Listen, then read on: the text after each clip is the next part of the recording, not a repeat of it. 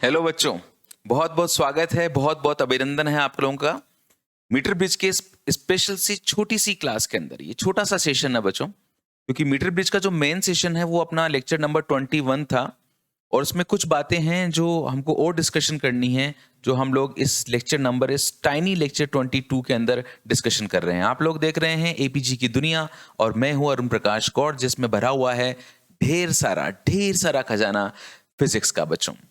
तो मैं आपको सबसे पहले बता दूं कि लेक्चर नंबर 21 के अंदर मैंने आपको बहुत सारी बातें बताई थी मीटर ब्रिज के बारे में, और कुछ एक दो चीजें और हैं जो हमको और डिस्कशन करनी है, जो बेहद इंपॉर्टेंट है। ओके, तो जो मीटर ब्रिज के बारे में मैंने आपको बताया था कि ये व्हीटस्टोन ब्रिज पे बेस्ड एक डिवाइस है। ओके, व्हीटस्टोन ब्रिज के आज का जो कंसेप्ट है उसी पे बेस्ड एक डिवाइस है, जिससे हम किसी भी वायर का रेजिस्टेंस निकाल सकते हैं। ओके, तो उसके लिए मैंने आपको टेक्निक्स भी बताई थी, P/Q इज टू R/S पे बेस्ड। ये जो हम लोग मीटर ब्रिज का एक्सपेरिमेंट करते हैं बच्चों, इसके अंदर एक लेफ्ट गेप होता है, एक राइट गेप होता है, बीच में यहाँ पर 1 मीटर लंबा तार होता है। ओके, अब यहाँ पे जो भी यहाँ पे मान लीजिए मैंने वायर लगाया, उसका रेजिस्टेंस R है, यहाँ पे जो रेजिस्टेंस है वो S है, यहाँ पे गैलोनमीटर होता है और यहाँ पे जोकी होती है, जिसको अपन लोग डिफरेंट पॉइंट्स पे टच करते हैं, और ये लेंथ L1 आती है और ये लेंथ 100 - L1 आती है।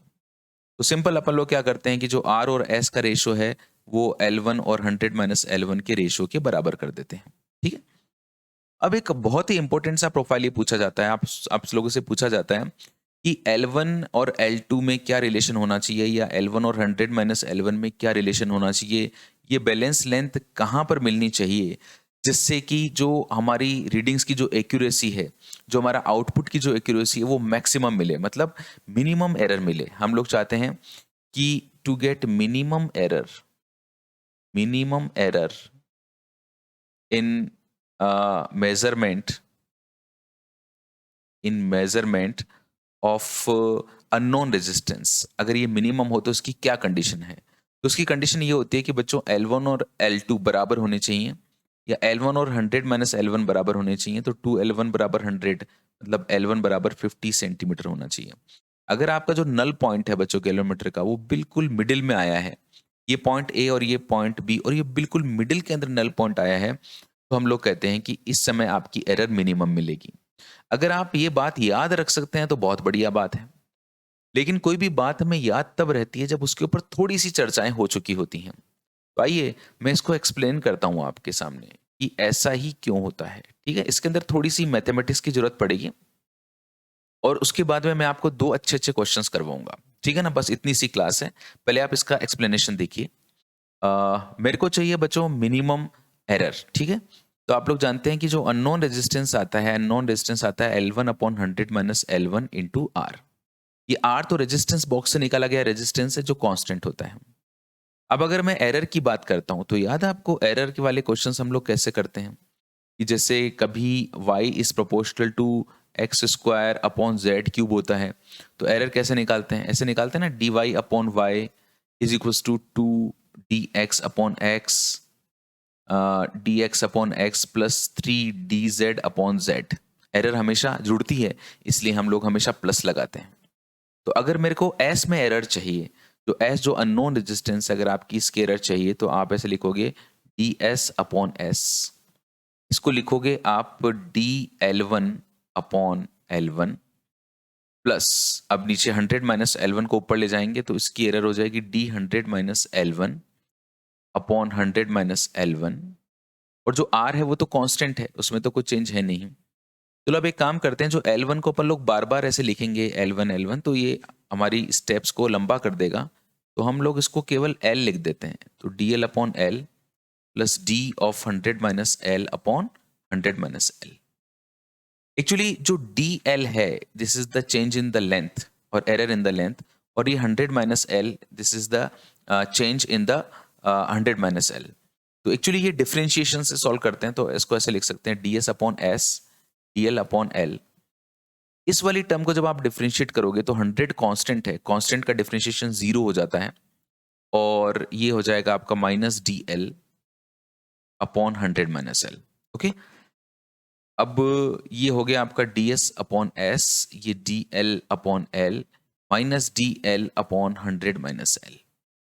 बच्चों आपको याद है कि कभी भी हम लोग फिजिक्स में जब मैक्सिमा या मिनिमा की बात करते हैं, जब हमको किसी भी चीज़ के अंदर मैक्सिमम या मिनिमम वैल्यू निकालनी होती है, तो जैसे वाई और एक्स के बीच में ग्राफ बनाया, तो कभी भी मैक्सिमम वैल्यू निकालनी हो या मिनिमम वैल्यू निकालनी हो, मैक्सिमा या मिनिमा के केस में ये जो स्लोप होता है D Y by D X वो जीरो होता है।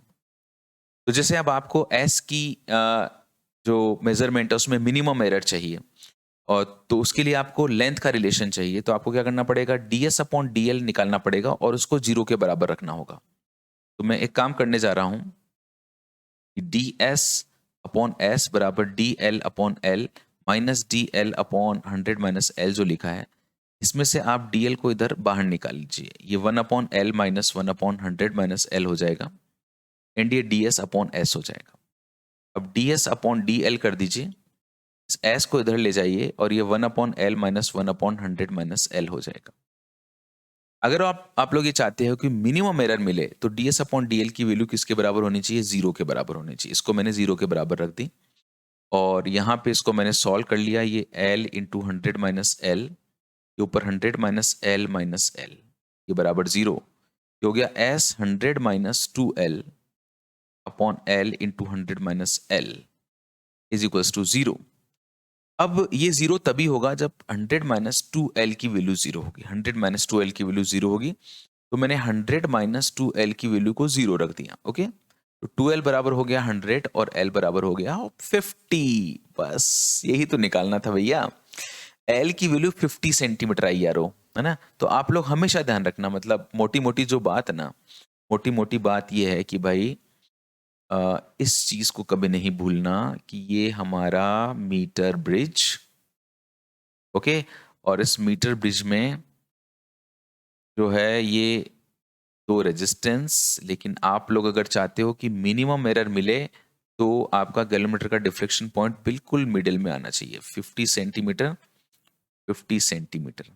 अगर ये दोनों बराबर हैं तो ये वाले दोनों रेजिस्टेंस भी बराबर होंगे। एस की वैल्यू जब आर के बराबर होती है एग्जैक्टली, है ना, तो क्या होता है कि हमको मिनिमम एरर मिलती है। This is case of minimum error. Actually इस चीज पे हम लोगों ने देखो इतनी देर दी, मैंने इतनी बार समझाया आपको, इतनी सारी बातें बोली। मैं नहीं कहता आपसे कि आप ये प्रोसीजर याद रखो, मैंने जो आपको प्रोसीजर कराया है, लेकिन ये मैंने सिर्फ इसलिए करवाया क्योंकि बहुत सारे बच्चे मेरे से पूछते हैं कि सर ये कैसे हुआ, सर ये कैसे हुआ, सर ये कैसे हुआ। तो आपके एक मन को शांति मिलती है कि हाँ भैया ऐसे हुआ। तो बढ़िया है कि इसको इतना लंबा चौड़ा करने की बजाय हम इसको याद कर लें तो ज्यादा बेहतर है। ओके, तो आइए एक छोटा सा क्वेश्चन करते हैं। तो डायरेक्ट क्वेश्चन बनता है कई बार एग्जाम्स में, the percentage error in measuring resistance with a metre bridge can be minimized by adjusting the balance point close to. बताइए कितना होना चाहिए, बिल्कुल सही 50 centimetre, 50 centimetre is the correct answer. Okay, चलिए अब दो अच्छे अच्छे सवाल करते हैं, है ना, जिनसे अपन को सीखने को बहुत कुछ मिलेगा। थोड़े से लेंदी हैं लेकिन मीटर ब्रिज में बनते हैं क्वेश्चन ऐसे, है ना। In the experiment setup of metre bridge shown in the figure, the null point is obtained at a distance 40 centimetre from A से 40 सेंटीमीटर की डिस्टेंस पे मेरे को नल पॉइंट मिल रहा है, ठीक है। If a 10 ohm resistor is connected in series with R1, अभी तो ये R1 अकेला है, अगर इसके साथ में मैं 10 ओम का रेजिस्टेंस लगा देता हूं, the null point shift by 10 centimetre, तो नल पॉइंट 10 सेंटीमीटर शिफ्ट हो जाता है। अब देखो अगर आप इसका रेजिस्टेंस बढ़ाओगे, तो मैंने आपको बता रखा है कि जिस तरफ रेजिस्टेंस बढ़ता है उस तरफ की जो लेंथ है वो इंक्रीज हो जाती है, मतलब ये इधर चला जाएगा 50 सेंटीमीटर पर जब मैं 10 ओम जोड़ूंगा। The resistance that should be connected in parallel to R1 plus 10 ohm, तो अभी जो R1 प्लस 10 कर दिया है, इसके पैरेलल में कितना मैं रेजिस्टेंस जोड़ूं such that the null point shift back to the initial point, कि लौट के बुद्धू घर को आए, ठीक है ना, जहां से चले थे वापस वहीं पर पहुंच जाए। इसके लिए मेरे को R1 प्लस 10 के पैरेलल में कितना जोड़ना पड़ेगा, ठीक है। तो भाई शुरुआत करते हैं, है ना, सॉल्व करने की शुरुआत करते हैं हम लोग। सबसे पहले ना जो भी सिचुएशन दे रखी है उसको अच्छे से बनाओ। जैसे पहला जो केस है आप वो बनाओ, है ना। पहला केस है यहाँ पे R1 था और यहाँ पर R2 था, और ये जो यहाँ पे गैल्वेनोमीटर था, और ये जो लेंथ हमको दी हुई थी ये 40 सेंटीमीटर थी, दिस इज 40 अगर ये 40 सेंटीमीटर है तो ये कितना है, 60 सेंटीमीटर है। अब देखो इन दोनों रेजिस्टेंस का जो रेशियो है R1 और R2 का रेशियो, वो इनकी लेंथ के रेशियो में आएगा, मतलब ये आ जाएगा आपका 2:3। तो यहाँ से R2 की वैल्यू मैं लिख सकता हूँ जरूरत पड़ने पर 3R1/2। एक बात हुई। अच्छा, दूसरी बात देखो, दूसरी बात आप लोगों ने R1 के साथ में सीरीज में क्या जोड़ दिया है, 10 ओम जोड़ दिया है। R2 जैसा था वैसा का वैसा ही है। और अब मेरे को बताना है कि मेरे को R1 + 10 के साथ में पैरेलल में कितना जोड़ना चाहिए, कितना जोड़ना चाहिए कि जो आपकी the resistance that should be connected in parallel with the R1 + 10 such that the null point shifts back to the initial position। ठीक है, तो सबसे पहले मैं एक काम करना चाहता हूं कि मैं पहले इस R1 + 10 वाली सिचुएशन को ही सॉल्व करता हूं ना। अभी मैं इसके ऊपर यहाँ पे x नहीं लगाता, अभी मैं x नहीं लगाता हूं, मैं पहले जो गिवन सिचुएशन है, गिवन सिचुएशन की बात करता हूं। तो सिंपल, जब मैंने सिचुएशन की बात करी तो 40 सेंटीमीटर से 10 सेंटीमीटर इधर आगे खिसक गया था, मतलब ये 50 सेंटीमीटर पर आ गया। ओके, अगर ये 50 सेंटीमीटर पर आ गया है तो ये दोनों लेंथ बराबर है, तो ये वाले दोनों रेजिस्टेंस भी बराबर होंगे, R1 + 10 = R2। ओके, अच्छा, अब यहां से एक काम कर सकते हैं। अभी देखो, थोड़ी देर पहले मैंने आपको बताया था ना R2 = 3R1/2 है, R2 = 3R1/2 है। तो R1 + 10 और इसको मैं 3R1/2 लिख देता हूं। ऐसा करके पहले मैं R1 की वैल्यू निकाल लेता हूं। तो 3R1/2 - R1, इस R1 को इसके पास में ले आया बराबर 10, तो ये हो गया आपका R1/2 बराबर 10। तो भाई R1 की वैल्यू मेरे पास में आ गई 20, है ना। R1 की जो वैल्यू मेरे पास में कितनी आ गई, 20 आ गई। और R2 की वैल्यू अगर 20 आ गई है तो भाई R2 की वैल्यू आ जाएगी यहाँ से, R2 बराबर है 3R1/2। पहले तो इस इंफॉर्मेशन का यूज करके मैंने ये इनकी वैल्यूज निकाल ली। R1 की वैल्यू आई 20 ओम और R2 की वैल्यू आई 30 ओम, ये दोनों चीजें आ गई। ठीक है, अब मेरे को क्या बताना है कि ये जो R1 + 10 है, इसके अक्रॉस में कितना रेजिस्टेंस लगाऊं कि बैलेंस पॉइंट वापस वहीं पर पहुंच जाए जहां पे शुरू में था। तो ऐसा तभी हो सकता है, देखो R2 में तो कोई चेंज हुआ नहीं, ऐसा तभी हो सकता है जब ये वाली जो वैल्यू है ना, ये वाला पूरा रेजिस्टेंस, ये उस रेजिस्टेंस के बराबर हो जाए जो शुरुआत में था। और शुरुआत में कितना था, ये R1 था। तो बस देखो, ये जो दोनों हैं ये पैरेलल में है, और पैरेलल में आप लोग जानते हो R1 × R2 ऐसे होता है ना formula, R1 × R2 upon R1 + R2, equivalent resistance दो की बात हो तो अपॉन R1 + R2, इसकी वैल्यू शुरुआत वाले R1 के बराबर हो जानी चाहिए। बस कोई दिक्कत नहीं। अब R1 की वैल्यू तो मैंने निकाल ली थी, अभी कितनी आई थी, 20 आई थी, ये 20, तो ये हो गया 20 + 10 अपॉन x + 20 + 10 मतलब 30 बराबर R1 बराबर 20।